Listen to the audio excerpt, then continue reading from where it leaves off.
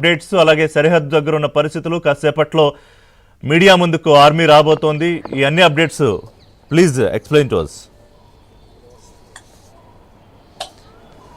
రిషి, మొత్తానికి పాకిస్తాన్ అయితే ఇప్పుడు కొంత ఏమని చెప్పాలంటే అసలు ఏం చెప్పాలో కూడా తెలియనటువంటి పరిస్థితి పాకిస్తాన్కి. అందుకే ఇప్పుడు పాకిస్తాన్ ఎమర్జెన్సీని ప్రకటించింది. ఎమర్జెన్సీలో ఏమేం చేయాలి అన్న కార్యక్రమాలన్నీ కూడా ఇప్పుడు చేపడుతుంది. కొద్దిసేపటి క్రితమే ఎమర్జెన్సీని ప్రకటించినటువంటి పాకిస్తాన్ ఇక భారత్ పైన కొంత సరిహద్దు ప్రాంతాల్లో భారత్ పోస్టుల పైన తిరగబడుతుంది. భారత్ కూడా తిరిగి వాళ్ళపైన కాల్పులు జరుపుతుంది. అయితే ఈ ఫైర్ ఎక్స్చేంజ్లో కొంత అటు ఇటు కొంత ప్రాణ నష్టం జరిగినట్లుగా మనకు అందుతున్నటువంటి అన్కన్ఫర్మ్డ్ న్యూస్. కానీ వాటన్నిటిని మనం రివీల్ చేయట్లేదు. ఎంతమంది చనిపోయారు అన్నది ఇంకా తెలియట్లేదు. కాకపోతే రాత్రి జరిగినటువంటి ఈ ఆపరేషన్ సింధూర్కి ప్రతీకారంగా పాకిస్తాన్ అయితే ఇప్పుడు స్పందిస్తుంది.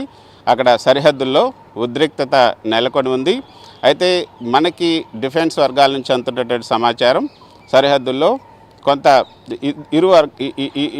అటు ఇటు కూడా ఒక యుద్ధ వాతావరణం అయితే నెలకొని ఉంది. రాత్రి అంటే ఆపరేషన్ సింధూర్ 9 శిబిరాలపైన ఉగ్రవాద శిబిరాలపైన దాడులు చేశారు. కానీ ఆ ఉగ్రవాద శిబిరాలు కూడా వాళ్ళు అంటే మనం గతంలో చూసాం, అంటే ఈ పహల్గాం దాడి తర్వాత వీళ్ళందరినీ కూడా తీసుకెళ్ళి వేరే పాకిస్తాన్ శిబిరాల్లో పెట్టుకున్నారని. కానీ వాళ్ళు పాకిస్తాన్ శిబిరాల్లో పెట్టుకోలే, పాకిస్తాన్ యొక్క సైనిక శిబిరాల్లో పెట్టుకోవాలి. వాళ్ళంతా అక్కడ ఉన్నటువంటి మదర్సాలలో పెట్టుకున్నారు. ఇప్పుడు వాళ్ళు అదే క్లెయిమ్ చేస్తున్నారు, మా మదర్సాల మీద, మా మా యొక్క మసీదుల మీద, మా ప్రార్థనా మందిరాల మీద భారత్ దాడి చేస్తుంది అంటూ పాకిస్తాన్ ప్రజలను రెచ్చగొట్టే ప్రయత్నం ఇప్పుడు పాకిస్తాన్ ప్రభుత్వం చేస్తుంది. అక్కడ పంజాబ్ ప్రభుత్వం విడుదల చేస్తున్నటువంటి ఆ యొక్క విజువల్స్ కానీ ఇవన్నీ చూస్తుంటే కేవలం మనం కృష్ణ అంటే మనం ఇప్పుడు మాట్లాడుకున్నది ఏంటంటే ఈ లాంచింగ్ టెర్రరిస్ట్ ప్యాడ్స్ వీళ్ళని తీసుకెళ్లి బంకర్లో పెడుతున్నారని కాదు. ఇండియా దాడి చేస్తే దాని మీద they wanted to out cry, అంటే మా మదర్సాల మీద, మా మసీదుల మీద దాడి, అందుకే ఇంటెన్షనల్గానే అక్కడ తీసుకెళ్ళి పెట్టారా? ఖచ్చితంగా. అందుకే ఇప్పుడు వాళ్ళు అదే ఇప్పుడు క్లెయిమ్ చేస్తున్నారు, మా మదర్సాల మీద, మా యొక్క సివిలియన్స్ శిబిరాల మీదనే వాళ్ళు దాడులు చేశారు అంటూ అక్కడ జరిగినటువంటి నష్టాన్ని ప్రపంచం ముందుకు తీసుకొచ్చే ప్రయత్నం చేస్తున్నారు. కానీ ఆ 8 శిబిరాల్లో కూడా లష్కరే తోయిబా, జైష్ ఈ మహమ్మద్, అదేవిధంగా మిగతా ఉగ్రవాద సంస్థలు ఏవైతున్నాయో వాళ్ళే మొత్తంగా అక్కడ పెట్టారు. కానీ మనకి అంటున్నటువంటి అంటే ఇప్పుడు ఇంకా భారత ప్రభుత్వం కన్ఫర్మ్ చేసేంత వరకు మనం చెప్పకూడదు. కానీ అక్కడి నుంచి వస్తున్నటువంటి న్యూస్ ప్రకారంగా చూస్తుంటే సుమారు 80 నుంచి 90 మంది వరకు కూడా అక్కడ ఉగ్రవాదులు ఈ శిబిరాల్లో ఉన్నారు. వాళ్ళందరినీ కూడా మట్టు పెట్టినట్టుగా తెలుస్తుంది. కానీ మొత్తం వివరాలన్నింటినీ మరి కొద్దిసేపట్లో 10 గంటలకు విలేకరుల సమావేశాన్ని ఏర్పాటు చేయబోతున్నారు. మొత్తం వివరాలన్నింటినీ కూడా ఇవ్వబోతున్నారు.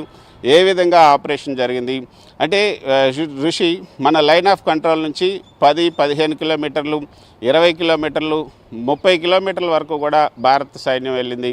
ఆ 30 కిలోమీటర్ల లోపు ఉన్నటువంటి టార్గెట్స్ అన్నింటిని కూడా అచీవ్ చేసింది. అంటే ఎంత ధైర్యంగా, ఎంత ఇదిగా వెళ్ళింది అనేది మనం చూడొచ్చు. అంటే 30 కిలోమీటర్ల లోపు మన ఎల్ఓసికి 30 కిలోమీటర్ల దూరంలో ఉన్నటువంటి ఈ 9 ఉగ్రవాద శిబిరాలను దాడి చేసి విజయవంతంగా ఎటువంటి నష్టం లేకుండా, మన భారత సైన్యానికి ఎటువంటి నష్టం లేకుండా తిరిగి రాగలిగింది. కానీ ఇంకా కూడా అక్కడ భారత సైన్యం గట్టిగా ధీటుగా జవాబు ఇవ్వడానికి ఇంకా సిద్ధంగానే ఉంది. ఇంకా ఎక్కువగా కనుక పాకిస్తాన్ ఇంకా ఎక్కువ చేస్తే మళ్ళీ అట్నుంచి అక్కడి నుంచే పాకిస్తాన్ పీఓకే మొత్తాన్ని కూడా ఆక్యుపై చేయడానికే భారత సైన్యం సిద్ధంగా ఉన్నట్లుగా కూడా మనకు అందుతున్నట్టు సమాచారం. కానీ దానికి సంబంధించినటువంటి సమాచారాన్ని మాత్రం డిఫెన్స్ ఇప్పుడు ఎక్కడా చెప్పట్లేదు. ఆపరేషన్ సింధూర్కు సంబంధించినటువంటి వివరాలను మాత్రమే ప్రస్తుతానికి రివీల్ చేస్తుంది.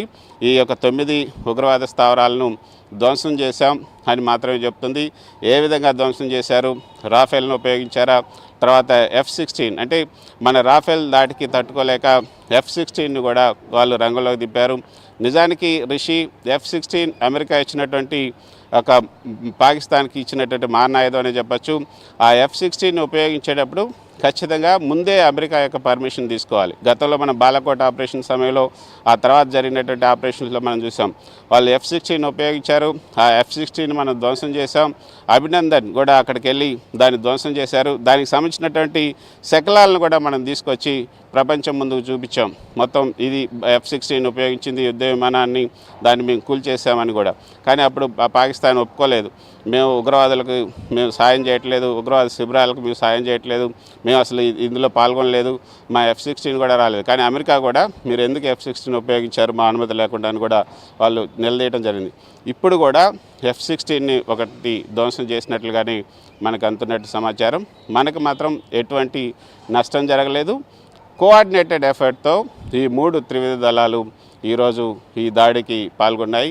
మొత్తానికి పాకిస్తాన్కి ఒక గట్టి గుణపాఠాన్ని నేర్పింది. అయితే ఇంతటితో ఇది ఆగిపోలేదు రిషి. ఇది ఈ 9 ఈ ఉగ్రవాద శిబిరాలనే మట్టుబెడతామని కాదు, ఇక మీదట ఆపరేషన్ని అంటే మొత్తంగా ఇక ఉగ్రవాద శిబిరాలు POKలో కానీ ఎక్కడా కూడా లేకుండా చేయటమే ఈ యొక్క లక్ష్యం. ఇప్పుడు గతంలో లాగా ఏదైతే ఉరి సంఘటన జరిగిన తర్వాత ఒక సర్జికల్ స్ట్రైక్ చేయటం, లేకపోతే పుల్వామా జరిగిన తర్వాత బాలాకోట్లో ఒక సర్జికల్ స్ట్రైక్ చేయటం, మళ్ళీ వెంటనే రావటం, మళ్ళీ సైలెంట్గా ఉండటం, అట్లా కాదు. ఇది స్టాండ్ బై ఆపరేషన్. ఇంకా ఇది ఈ ఆపరేషన్ కొనసాగుతుంది. ఇప్పుడు ఈ రోజుతో ఇది ఆగదు. ఇటు మాక్ డ్రిల్స్ కూడా కంటిన్యూ చేయడానికి కూడా కారణం ఏంటంటే మాక్ డ్రిల్ జరుగుతాయి. పాకిస్తాన్ ప్రొవోక్ అయితే వాళ్ళు ఒకవేళ రాకెట్ దాడులు చేసినా కూడా మనల్ని రక్షించుకోవాలి, మన సివిలియన్స్ని రక్షించుకోవాలి, ఒక్క ప్రాణం కూడా పోకుండా మనం ఈ యొక్క యుద్ధంలో గెలవాలి. యుద్ధం వచ్చినా సరే సమర్థవంతంగా తిప్పి కొడతామన్న ఒక సంకేతాన్ని ఇవ్వడానికే ఈ మాక్ డ్రిల్స్ చేశారు. ఈ మాక్ డ్రిల్స్ ఇంకా 2-3 జరుగుతాయి, కంటిన్యూస్గానే జరుగుతాయి. అక్కడ కూడా ఆర్మీ సిద్ధంగా ఉంది. ఇక ఇది ఈ రోజుతో ఆగదు. ఇక పాకిస్తాన్లో ఉగ్రవాదులు లేరు, లేకపోతే పాకిస్తాన్లో తీవ్రవాదులు లేరు, అక్కడ POKలో తీవ్రవాదులు లేరు అని చెప్పేంత వరకు కూడా ఇది కంటిన్యూ అంటే మీరు చెప్తున్నాను బట్టి భారత్ మీద జరిగే అవకాశం అయితే అంటే భారత్ పై ఉగ్ర